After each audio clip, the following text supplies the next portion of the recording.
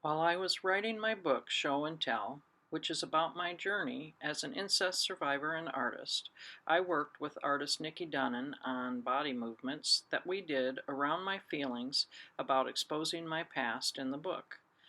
Nikki has an amazing ability to encourage and empower those she works with. It was a beautiful process of which I am very thankful for. I have always had a difficult time being present within my body. It was always easier to hide in my head and ignore the feelings my body had at any given time. We chose some text from the book to work with to allow me to feel my emotions within my body. Those words were: confront my black space, expose me to myself.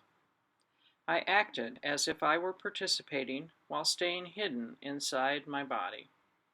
Chaos within, exterior reveals nothing. Feeling my body in space and time. The process to make my body move was difficult. My reactions to exposing myself was intense. In the moment, I had to push myself into motion. My first reaction was always, do not do this, this is dangerous. Hiding in plain sight was what I did my whole life. It was a conscious struggle to stay in the moment and to feel where I was within my body. I would feel sick to my stomach. There would be a heaviness in the back of my head that I had to fight against. That heaviness is one of the steps in dissociating from my body that occurs so fast, I usually do not even notice. I would blank everything. My chest would be so tight I would have trouble breathing. I struggled to pay attention to all these reactions so I could stop them. After several weeks of just moving and talking about the feelings that occurred, we began to video. This added another level of anxiety around the process of exposing myself to you, the viewer.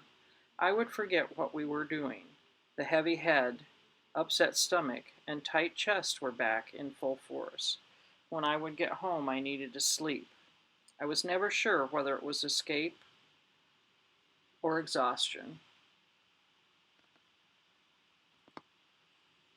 By moving my body around in space and interacting with the wall, I am pushing at the boundaries I have been held to by trauma, fear, and self-imposed and limiting psychological constructs that I developed as a child. The exercise of using my body to discover and feel my emotions is very different than any healing process I have ever used.